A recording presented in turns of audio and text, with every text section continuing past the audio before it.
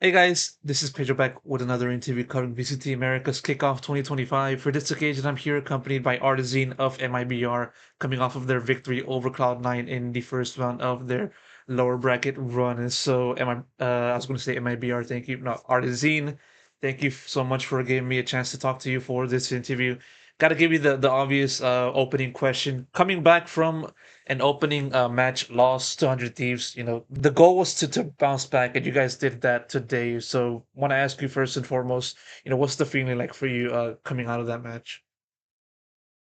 To be honest, it's pretty good to win. I have this feeling because it's kind of sad to uh, how our preparation went to this tournament. We didn't have that much time. We played the first match with literally 1 day of practice. So we just need more practice. We need to, be more prepared.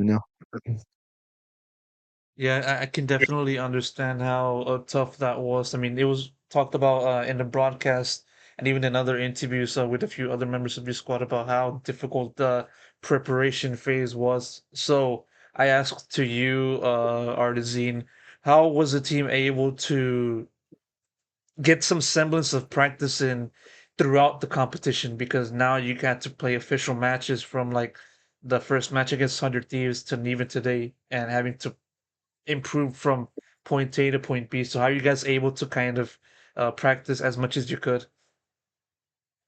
Yeah. So we used our first loss to really think our way of practice. And after that, we started practice every single day. And because, yeah, that's the thing that I told. We didn't have that much practice. So we are kind of having a slow start. But for now, we're just practicing. We're going to keep practicing. We just need time. That's it. What do you feel was the most important thing that MIBR had to work on the most, from that first match against 100 Thieves to today? What do you feel is the one aspect that was looked at? Um, to be honest, I would say uh, more preparation, more adaptions and stuff like that. But we can only have that with practice. So again, we didn't have that much those much answers against 100 Thieves because we didn't have that much practice. But now that we are starting to practice every single thing, we are knowing the teams. We are like knowing how to play against them. So yeah, that's kind of it. Yeah, now diving into the match itself against Cloud9, the one that just happened as of now at the time of the recording. You guys went through Lotus, in which Cloud9 came out of it on top, and then like from that point on, there was like some thoughts within the crowd about maybe the poor form would continue for you guys. Obviously, that didn't happen. You guys came back winning Abyss and then winning on Pearl. Going from map one to map two, what was that team discussion like in the break and having to like look at what happened in that first map and then having to like switch for map two? The thing that helped us, it's really about the confidence we have with each other. So we just have that kind of mindset that you're like, yeah, we lost, but we can forget about that map. We know we are a good team. We know how to play against them. So we just need to reset and be ready for the second map as it was like the first one. So that's what we had a conversation about, and it kind of worked. No, definitely they did more than just kind of definitely worked, especially in that second half. But still, nevertheless, there was a little bit of a scare at the start of the second half in which you guys were 10-2 up, only needing three more round wins to clinch that map and move on to over to map three. Cloud9 was going on a run, winning the first seven consecutive rounds in that second half. I mean, I kind of want to ask you about that time frame. What kind of caused the Cloud9 false comeback, if that's the Overall, right thing to say? Yeah. uh, we were kind of slow to adapt our play style against how they were playing. But after we resolved that, it was much easier to play because Cloud9 is a team that we prepared to play against. So we were needing some conversation and adaptation, and after we got it, it was like it wasn't that difficult anymore.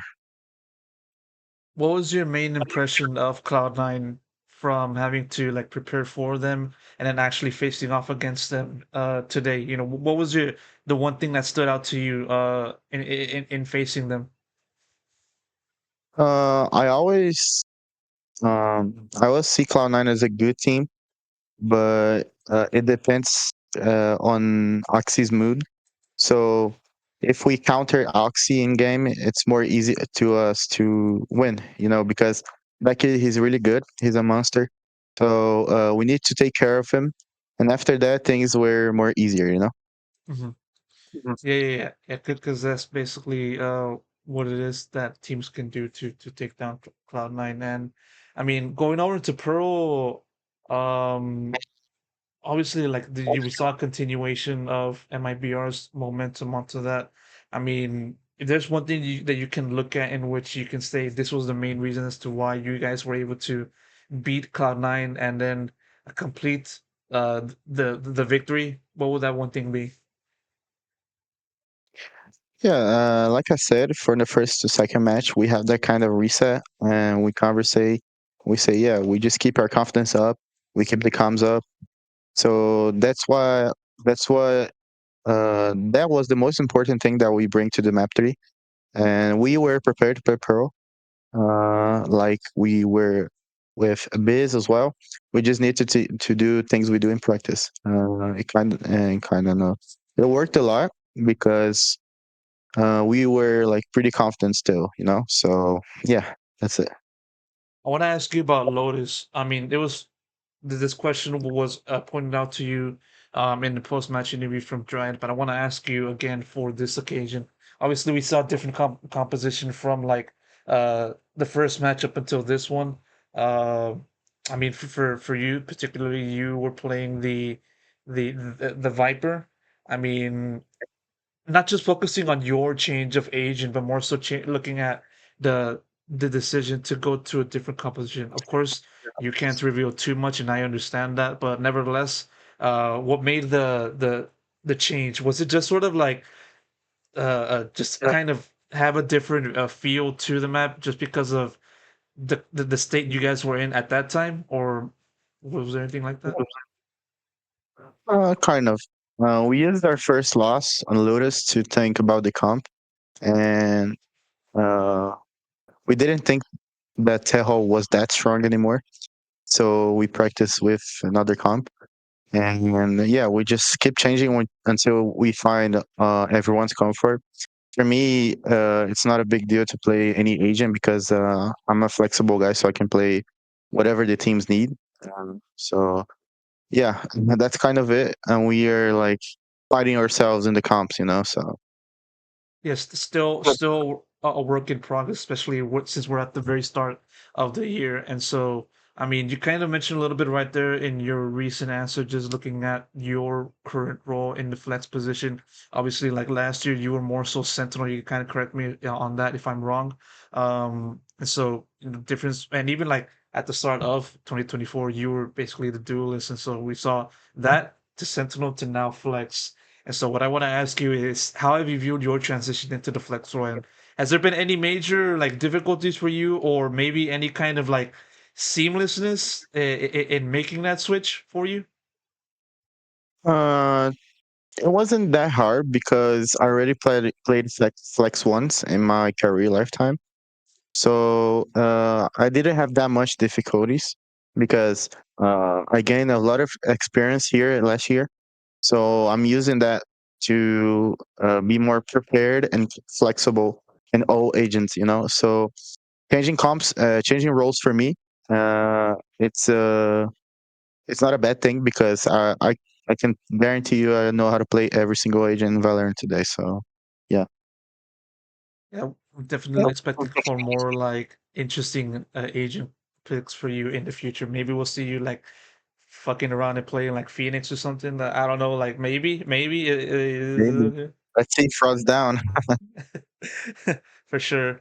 Obviously, since you're part of MIBR, I gotta give you the obligatory aspas question. You know, like how is he as a player, or more so specifically, how has the transition been? Just to include him into the squad because I believe you're the only member within the active lineup that's like carrying over from last year up until this year. So, how has the transition been like for you, and how has the adjustments been like in having to play with aspas?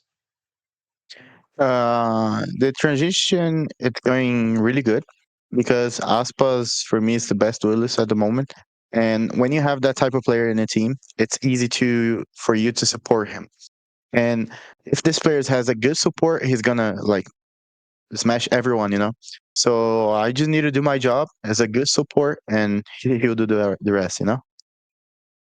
What's been the biggest difference in seeing him play, or more so competing against him and competing alongside him? He's a really smart player, and that's the thing that I can guarantee you. Aspas is might be the most like one of the best smart players I've ever seen. His way of thinking, you know, his way of doing the role, he's pretty good at it. He's pretty complete. So that's the thing that gives him this kind of star, you know. Yeah, and definitely gives plenty of confidence, I would say, also to the rest of the team, given that it's a mixture of like veteran talent and young players. And so, definitely looking forward to seeing more of MIBR in that department. One more question before I wrap it up, more so towards, your next opponent. I believe it's Evil Geniuses.